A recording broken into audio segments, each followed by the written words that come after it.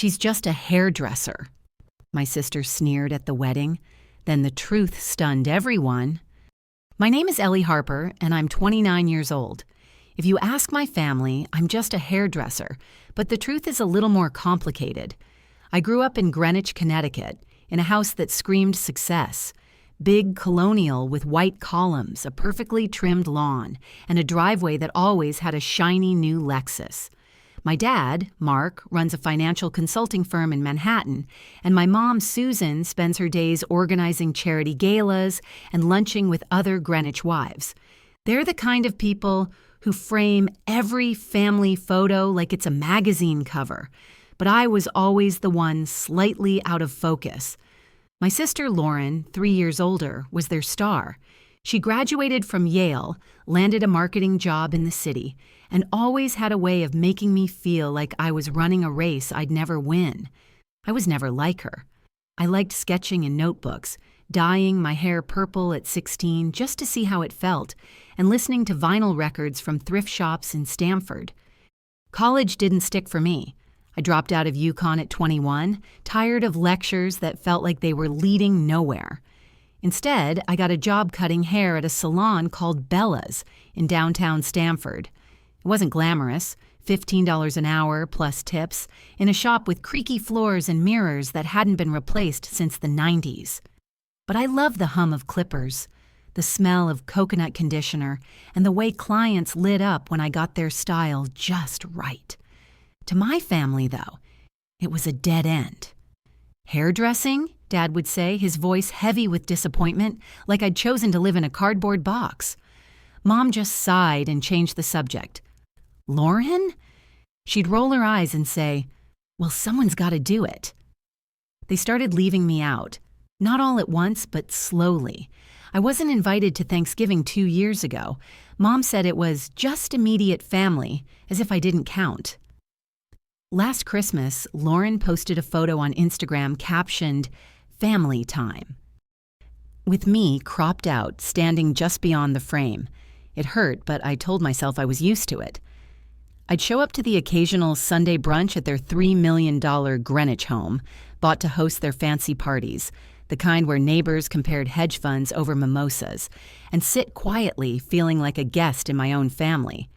The only one who ever asked about my life was Grandma Ruth, who'd call from her little condo in Norwalk to tell me about her bridge games and slip in a quiet, "You're doing fine, Ellie." That was my life until last weekend, when Lauren's wedding invitation arrived at my apartment. It was cream-colored, formal, addressed in Mom's careful handwriting. I figured Grandma Ruth had something to do with it. She'd always said she wouldn't stand for me being left out. So I said yes, not knowing it would turn everything upside down.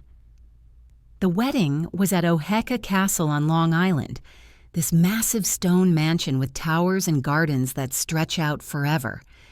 It's one of those places people rent for events to feel like they're in an old movie, but without the happy endings. Lauren had always dreamed of something grand like that. Ever since we were kids, and she'd flipped through bridal magazines at the Greenwich Library. I knew it cost a fortune, around $250,000 for the whole thing, from what I'd heard through mutual friends. That covered the venue rental at about $150,000, plus food, flowers, and all the little extras for 250 guests. Lauren didn't skimp. She wanted it to scream success, the way our family always did. Dad probably footed most of the bill, seeing it as an investment in the family image, even though he grumbled about expenses in private.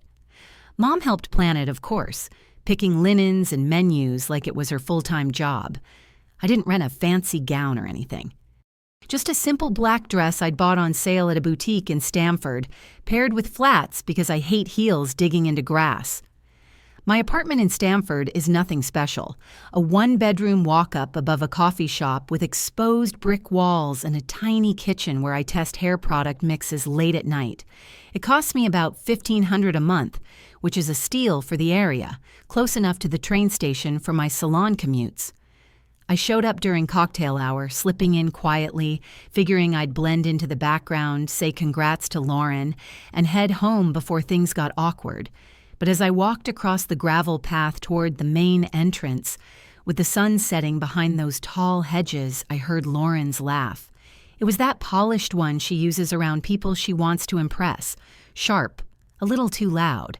She was standing near the outdoor bar, surrounded by her new in-laws from Manhattan and some cousins from Westport. Her glass of champagne was half empty, and she was gesturing like she owned the place. "Ellie? Oh, you mean the hairdresser," she said, her voice carrying just enough for me to catch it. "She's probably still snipping ends in that little salon in Stamford. Can you imagine her here? She'd stick out like a sore thumb." The group chuckled, and Mom, who was right there adjusting a flower arrangement, didn't say a word. She just smiled faintly like she agreed but didn't want to seem mean. I think Mom's always been torn. She loves the perfect family picture, but sometimes I catch her looking at old photos of me as a kid, like she misses who I used to be before I disappointed them. My stomach twisted, a mix of anger and that old sadness I try to ignore. Part of me wanted to turn around and leave, but another part, the stubborn one that got me through dropping out of college, kept me walking. My hands felt clammy, not from nerves exactly, but from holding back. I hadn't seen Lauren in months, not since a forced coffee meetup where she spent the whole time talking about her promotion.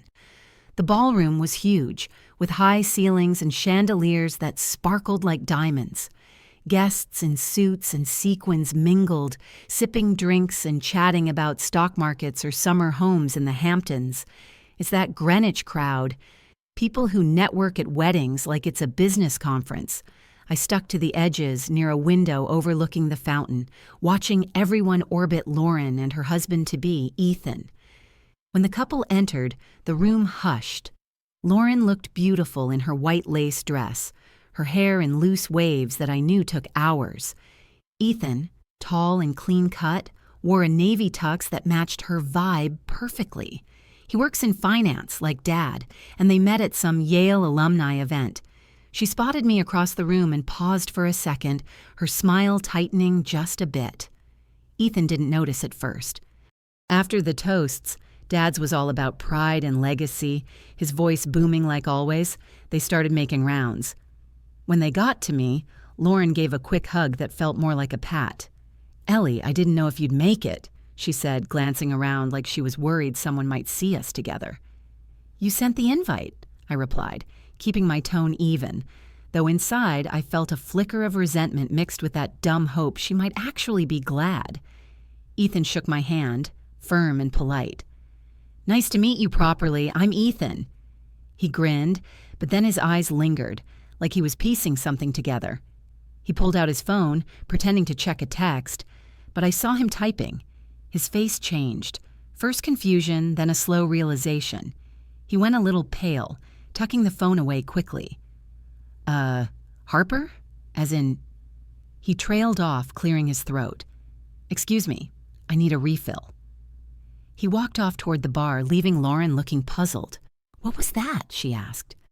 I shrugged, my heart pounding a little faster now. I wasn't sure if I was ready for whatever came next, but there was no backing out.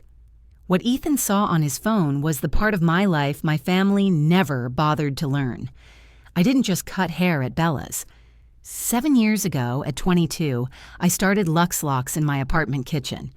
I'd saved about $5,000 from tips and odd jobs, enough for basic ingredients like essential oils and bottles from a wholesaler in Bridgeport. It was simple at first. Eco-friendly shampoos and conditioners I mixed myself, testing on friends at the salon. Stamford has that mix of young professionals and artists, so word spread through local markets and Instagram. We went viral 2 years in with a TikTok challenge, people sharing before and after hair transformations. That led to deals with Ulta and Sephora, scaling up production in a small warehouse in Norwalk. By last year, LuxeLocks hit $20 million in annual revenue, mostly from online sales and retail partnerships. It's not Olaplex level huge, but it's real, enough to employ 50 people and expand to Europe with a $2 million reinvestment from profits. I still cut hair sometimes because it grounds me, reminds me why I started. But my family? They assumed I was scraping by, living hand to mouth in my cozy but cluttered apartment, with its mismatched furniture and stacks of product samples on the shelves. They never asked, so I never told. As the night went on, I saw Ethan whispering to his brother, then pulling up his phone again. A groomsman glanced my way, eyes widening. The whispers started rippling through the room, like a breeze through the gardens outside. I stayed put, sipping water, feeling exposed, but also strangely calm. For once, I wasn't the invisible one. The whispers kept building, like the low hum of conversation in a crowded salon before closing time. I saw Ethan across the room showing his phone to his father, then a bridesmaid leaned in to look. One of the cousins from Westport pulled up something on her tablet, her eyes going wide as she turned the screen to share with the person next to her. By the time the salad plates were cleared and the main course, some fancy filet mignon with truffle sauce, was being served, Lauren was back at my table. She stood there with her arms crossed, her wedding dress rustling slightly, looking every bit the composed bride except for the way her lips pressed together. "Ethan just told me you own LuxeLocks," she said, her voice low but sharp, like she was accusing me of something. "Is that for real?" I nodded slowly, feeling a strange mix of vindication and exhaustion. Part of me was thrilled that the truth was out, but another part just felt tired, like why did it have to come to this? "Yeah, since the beginning," I said, keeping my eyes on hers. She blinked, her perfectly manicured nails digging into her arms a little. "You're that Harper? The one they featured in Forbes last year, the 30 under 30 list?" Her voice cracked just a bit on the last part, and I saw a flash of something in her eyes, maybe jealousy or confusion, like her world wasn't lining up anymore. Lauren's always been driven by comparison. I think that's why she pushed so hard at Yale, to outshine everyone, including me. But now, it looked like it was backfiring on her. "Why didn't you ever say anything?" she asked, glancing around as if worried the guests might overhear. I took a breath, trying to keep my voice steady, though inside I felt that old resentment bubbling up, mixed with a sadness I didn't expect. "Lauren, you didn't invite me to your engagement party at that rooftop bar in Manhattan. You never text unless it's to forward some group photo where I'm not even tagged. And last Thanksgiving, at the house in Greenwich, you posted that picture saying family time and cropped me right out. You guys never asked about my life." She flushed, her cheeks turning pink under the makeup, and for a second she looked almost guilty. "Lauren's not all bad. I know she's under pressure from Dad to keep up appearances, to be the perfect daughter who makes the family look good. But that doesn't excuse treating me like an afterthought." Ethan hovered nearby, still looking uncomfortable, his tie a little loosened now. He cleared his throat. I didn't realize who you were when we shook hands. I thought you were just a hairdresser." There was an awkward pause, and he shifted his weight like he regretted saying it. I shrugged. "I am a hairdresser, and I also run a company that's probably in half the bathrooms here." The room was starting to notice us now. A bridesmaid whispered to a groomsman, and then more phones came out. I watched as one guest tapped through search results, freezing on an article headline, "Stanford stylist builds eco hair care empire from scratch." Another found the Forbes piece, with my photo from a shoot at the Norwalk warehouse, me in jeans and a LuxeLocks tee, surrounded by shelves of bottled shampoos. People started approaching, tentative at first. A distant aunt from Norwalk came over, her pearls clinking. "Ellie, congratulations on the business. I use your conditioner. Love the lavender scent." I thanked her, feeling a bit overwhelmed but also warmed by it. Then the opportunists showed up, a cousin I hadn't spoken to in years, suddenly all smiles, asking if I was hiring. Uncle Tom, who'd once laughed when Dad called me a dropout at a family barbecue in the Greenwich backyard, now clapping me on the shoulder like we were buddies. It felt surreal, like I'd stepped into someone else's life. But the real shift was with my parents. Dad approached first, his face a mask of forced calm, though I could see the vein in his forehead pulsing. He's always been about control, running his firm, dictating family narratives, but I think deep down he's insecure, worried that if one of us fails, it reflects on him. "Ellie," he said, his tone measured, like he was negotiating a deal. "What's this about a company?" I could have brushed it off, kept the peace like I always did, but something in me wouldn't let it. "Ask the bartender," I said, nodding toward the bar where stacks of cocktail napkins printed with the LuxeLocks logo sat next to the gift bags. They're using my products for the favors. Eco-friendly hair masks, about $5 each wholesale, but they add up for an event this size. He blinked, glancing over, and I saw Mom trailing behind him, her dress swishing, her face tight with that passive smile she uses when things aren't going to plan. Mom's the enabler. She smooths over Dad's edges, but I suspect she resents how much she's given up for the family image, staying home instead of pursuing her own art degree dreams. "No joke?" Dad asked, laughing a little, but it didn't reach his eyes.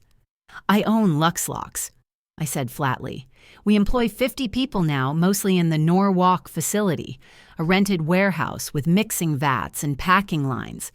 Last year, we reinvested $2 million from profits to expand distribution to Europe, starting with stores in London and Paris.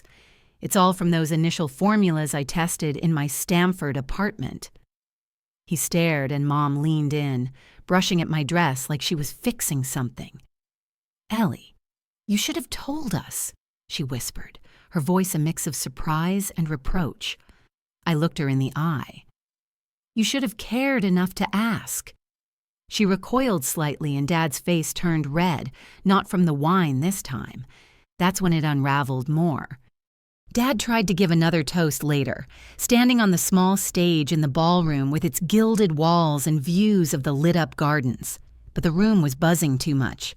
Someone, a groomsman I think, asked loudly why he hadn't mentioned his successful daughter. Dad faltered mid-sentence, his glass shaking, and walked off, muttering something about needing air. Mom followed, shooting me a look that was equal parts hurt and angry. The guests kept glancing my way, some congratulatory, others just curious.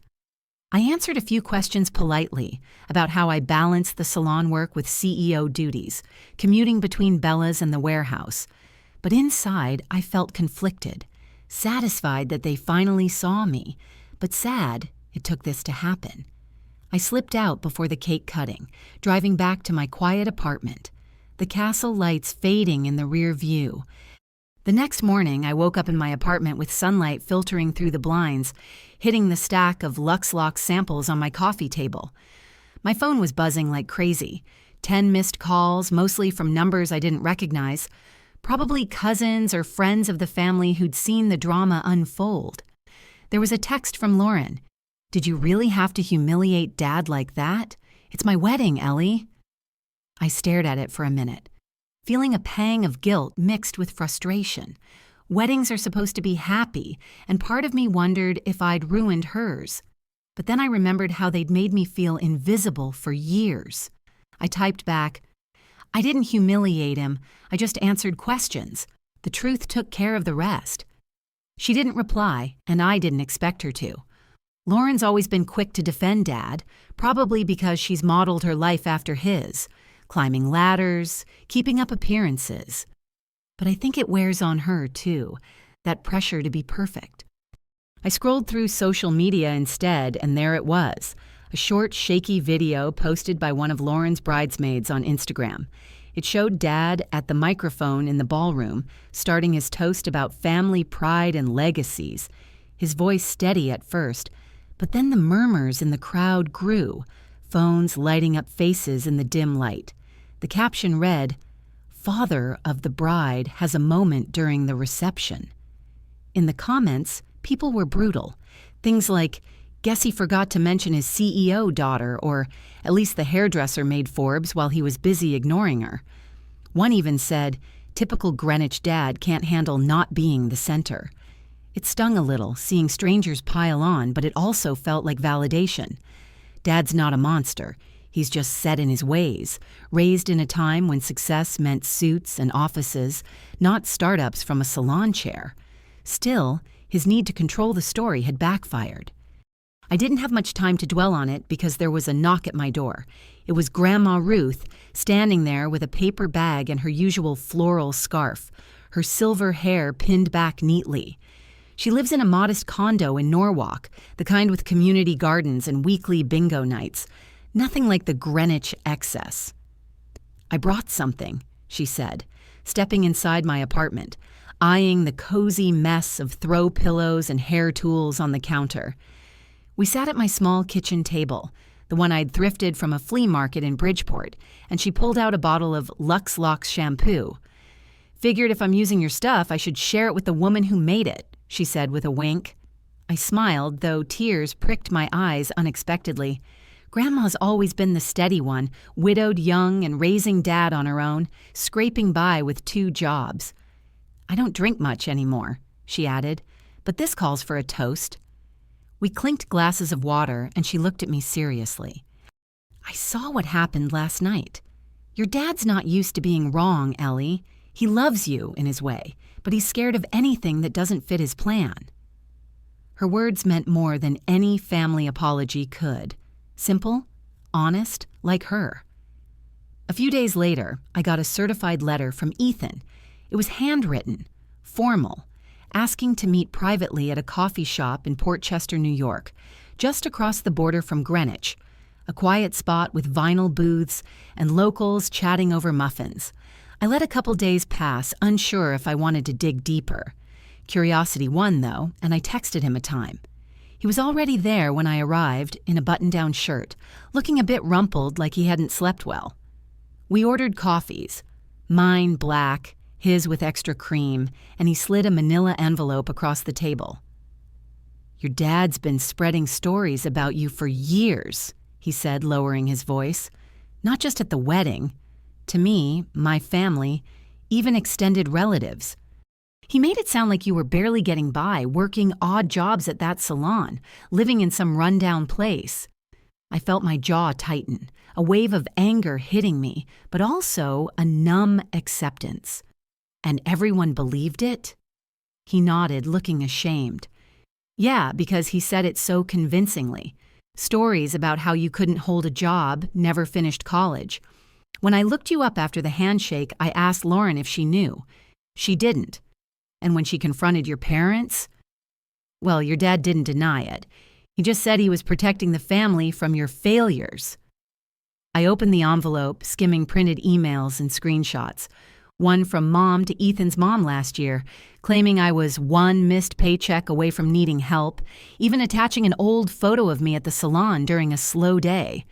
They weren't confidential documents or anything, just personal messages, the kind people send in family chats. No legal weight beyond showing the lies. Ethan had printed them to make his point, not to start some lawsuit. It was about clearing the air.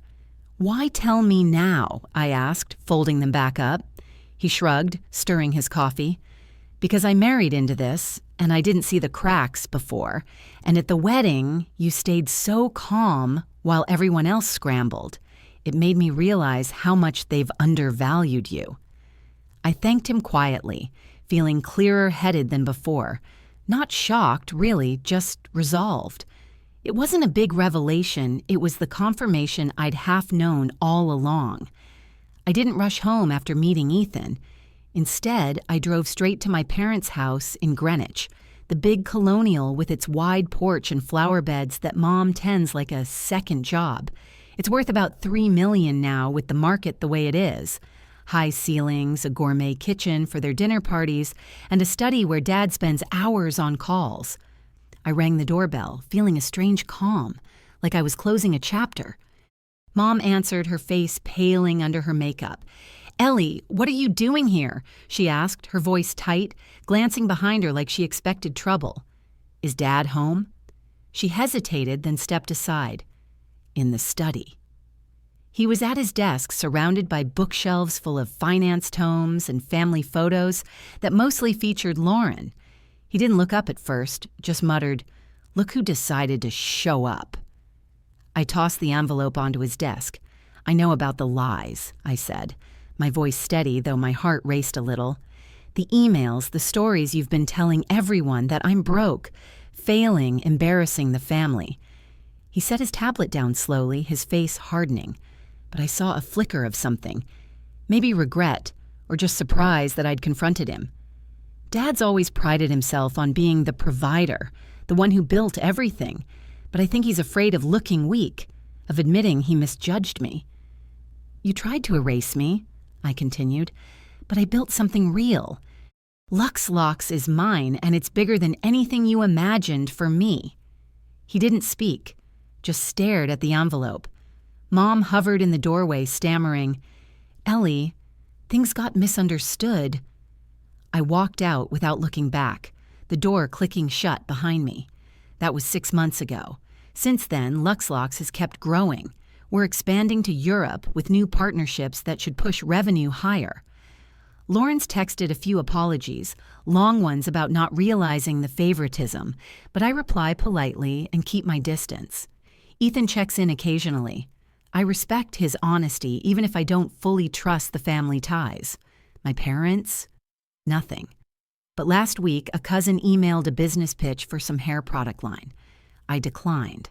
That same day, I donated $25,000 to a cosmetology scholarship fund in Stanford, enough to cover full tuition for a couple of low-income students at local programs, where costs run around $17,000 each. It's from company profits, about $5 million after taxes last year, and it felt right, giving back to the industry that started it all. A note arrived in the mail soon after. No return address, just one word. Why? I smiled. Because some legacies you inherit and others you build. Mine is the one that lasts.